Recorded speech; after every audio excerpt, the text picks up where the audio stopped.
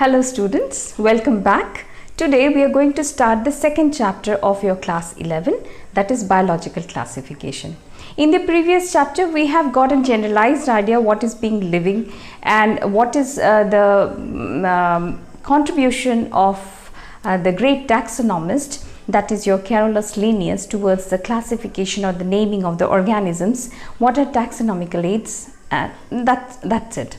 But in this chapter, that is biological classification, we are going to read about the various systems of classification that were proposed by the different scientists. Now first we should understand what is the need for classification, isn't it? In the previous class we have learned what is classification. That means when we are assigning various categories to an organism in a taxonomical hierarchy, that is what is meant by that of your classification. Now classification is necessary. The reason is because all the organisms found in the earth lives in different kinds of habits and habitats, and we are restricted to a certain place, so it is not possible for us to know all the criteria of all the different organisms living in different habitats. So if we have a basic fundamental idea about classification, we can understand what kind of organisms it could be what we are speaking about or what we are studying about. The next is very important thing, that classification help us to know that is your phylogenetic relationship between the organisms well, that how the present day organisms have come from the past organisms or from their ancestors. Then it gives a specific position to an organism in a particular ecological niche, and by knowing the classification of an organism, we can know the entire category of that organisms, means that different other organisms belonging to that category. So these are the various fundamental, you can say, the importance of classification. Now the need for classification is that, so which we have just now discussed. Now there were various systems of classification since the time man got interested in classifying the organisms, and this specially was because of the reason that man started doing agriculture, started doing domestication of animals. So he wanted to categorize the animals. So from there this idea of classification of animals came into his mind. And perhaps we all know that how this classification, or how the biology, the person who got interested, that is your father of biology, Aristotle, how he was more investing his time in the living world and classifying the organisms basically into two you can say groups. It was not that time kingdom, so he classified all the living organisms into two groups, that is plants and animals. And animals also he further classified depending upon the presence of the red blood cell in their that is in their blood component or not. Depending upon that, he classified the animals also into two groups. So there was various criteria of classifying, but it was being followed for many years until it was Carolus Linnaeus who wanted to include more morphological characters in classifying the living organisms into two groups. He also classified the organisms into two groups, but the characteristic or the criteria which he took for classifying the organisms into plants and animals were comparatively much more than that of Aristotle. So this system of classification, which was given by that of your Linnaeus, was known as the official two kingdom classification.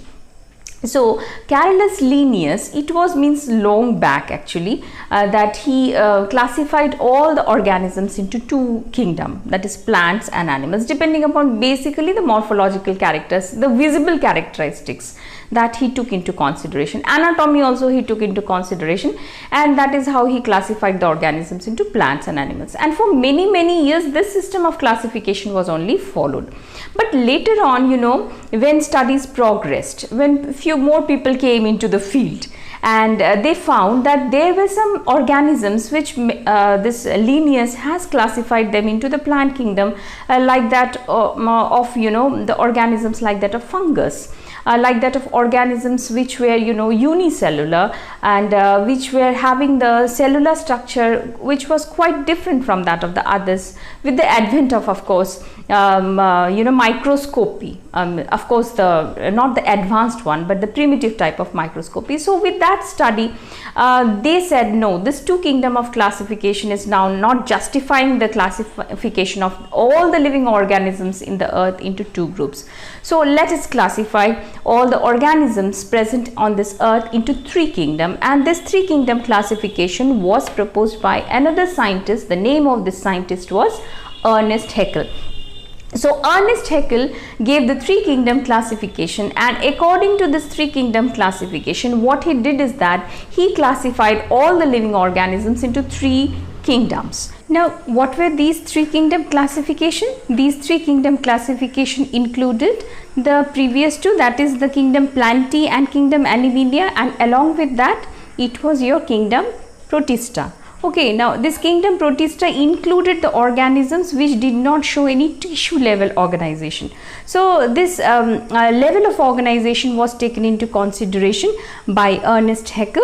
It was in 1866 when this three kingdom classification was given by him.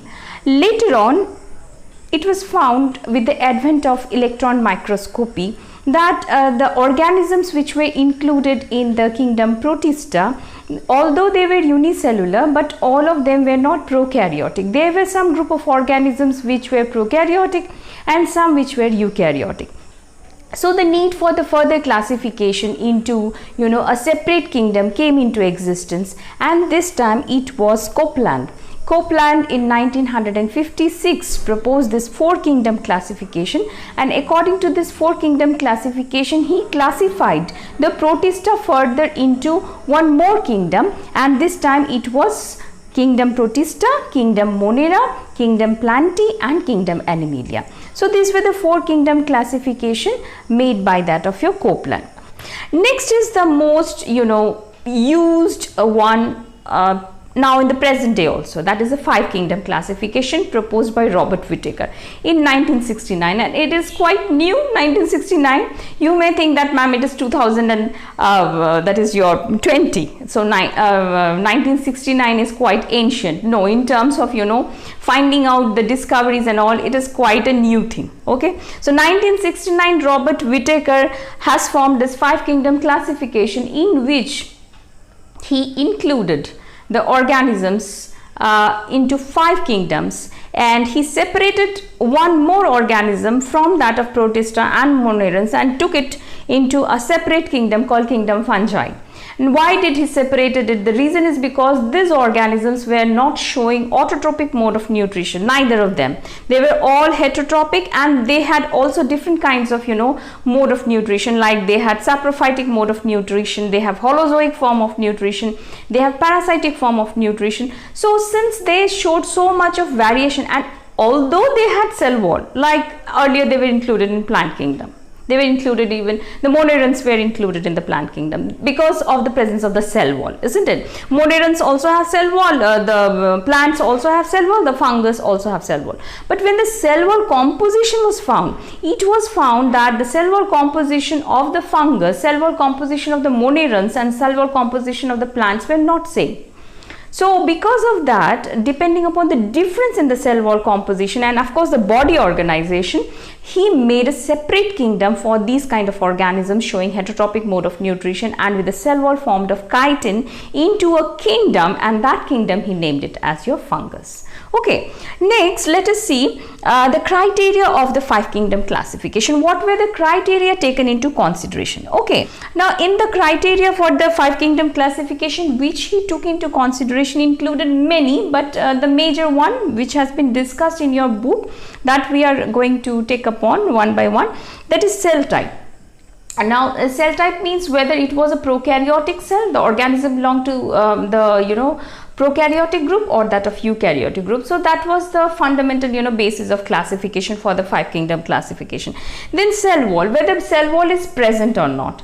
Of course, later on the chemical composition of cell wall was also taken into consideration in case of the different that is your kingdoms like Monera, like that of your Plantae, like that of your fungi.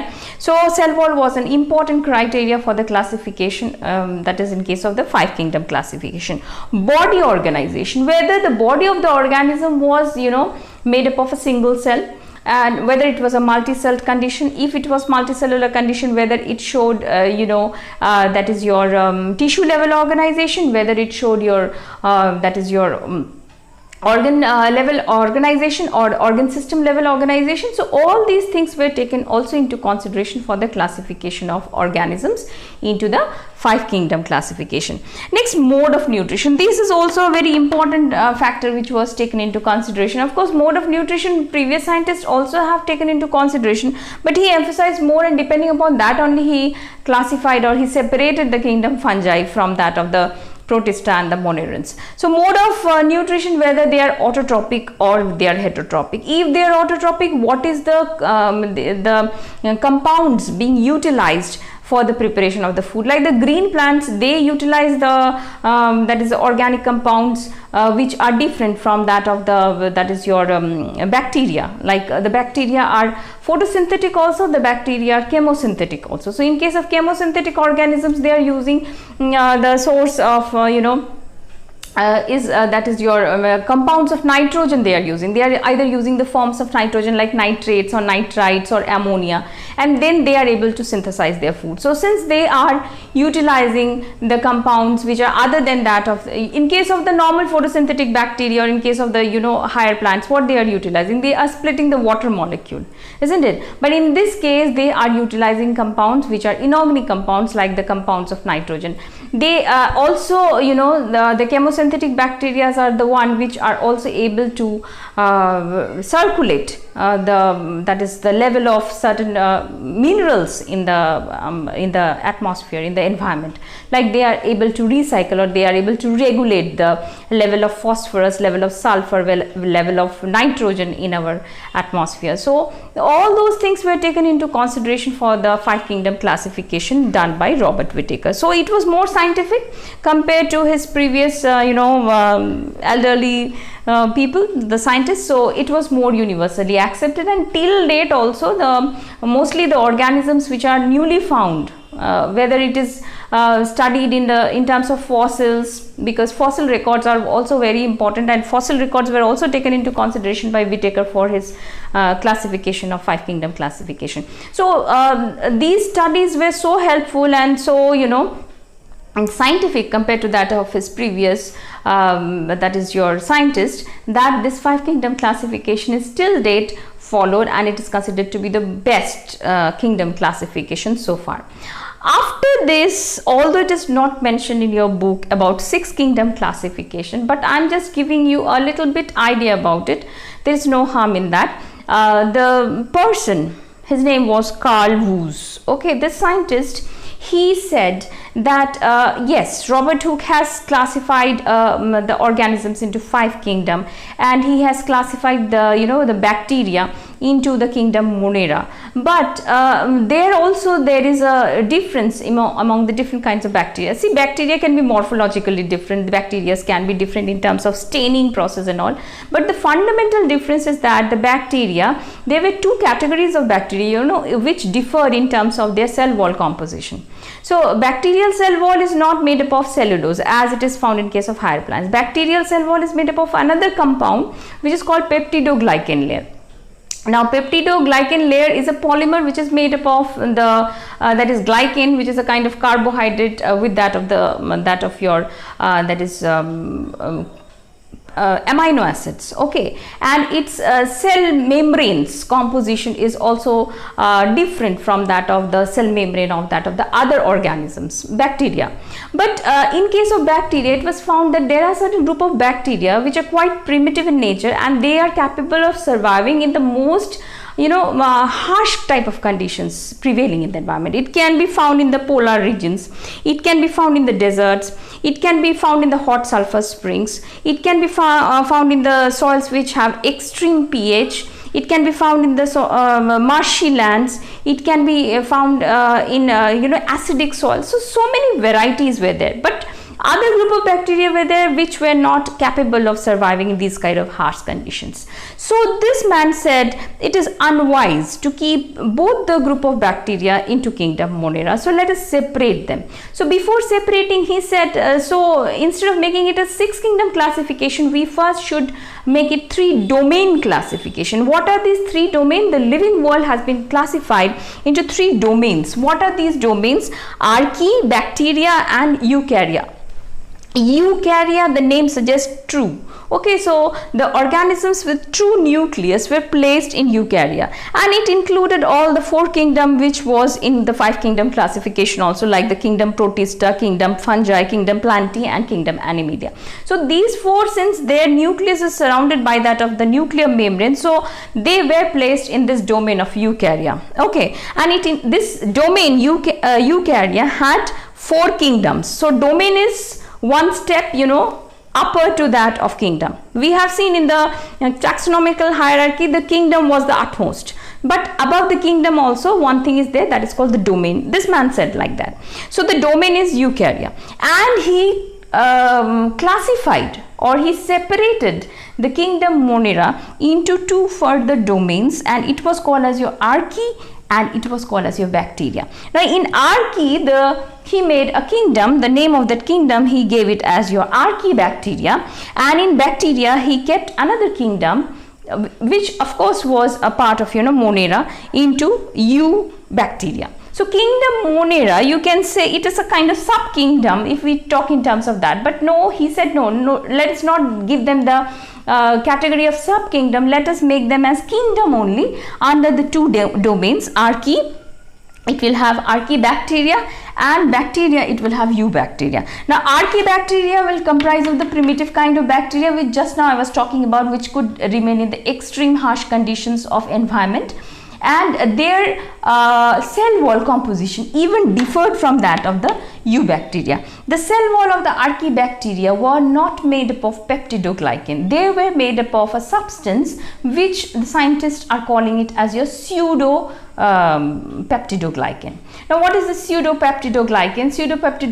Pseudo means false, so it is not a true peptidoglycan. That means a combination of polymer of that of your carbohydrate with that of your amino acids. It was not like that, it was something else, so they named it as your pseudo murine or pseudo peptidoglycan. So their cell membrane also differed. The cell membrane, how did it differ from that of the Eubacteria, is that it had cross links. It had cross links, and it had the lipids which were branched. So here there was the ether bonding between the lipids and that of the protein, but here it was the ester bonding in case of the cell membrane. So it was because of perhaps the pseudo peptidoglycan and because of the difference in the cell membrane composition from the Eubacteria which made them suitable till date to live in such kind of harsh conditions compared to that of the Eubacteria. So that is what this man said, that is the Carl Woese, that let us make them a 6 kingdom classification, but till date we are not following this 6 kingdom classification. It was much more ahead from its time. It was 1990 when this man proposed the 6 kingdom classification or 3 domain classification, compared to that of 1969 which was proposed by Robert Whittaker, the 5 kingdom classification. But in the various books including your NCERT, it has followed 5 kingdom classification. So you are going to read the 5 kingdom classification proposed by Robert Whittaker, not the 6 kingdom or the 3 domain classification. It is just for knowledge that whether further because new and new organisms are found, new and new characteristics are found, so criteria when are found, so definitely scientists will put it into different categories. So discoveries never stop, isn't it? So discoveries never stop. That is why furthermore classification systems will be coming. It is coming, and still in the future also it will be coming. So that's why the 6 kingdom classification I talked about. Okay, but according to your syllabus, if you go, it's 5 kingdom classification which you have to study about the Robert Whittaker. So that's all for today's class. We will now take upon this 5 kingdoms separately, that is Kingdom Monera, Kingdom Protista, Kingdom Fungi, Kingdom Plantae and Kingdom Animalia in the classes to come, one by one. Okay, so that's all for today. Read all the things which we have discussed today thoroughly so that we can go smoothly to the next section of the chapter, that is the biological classification. Thank you.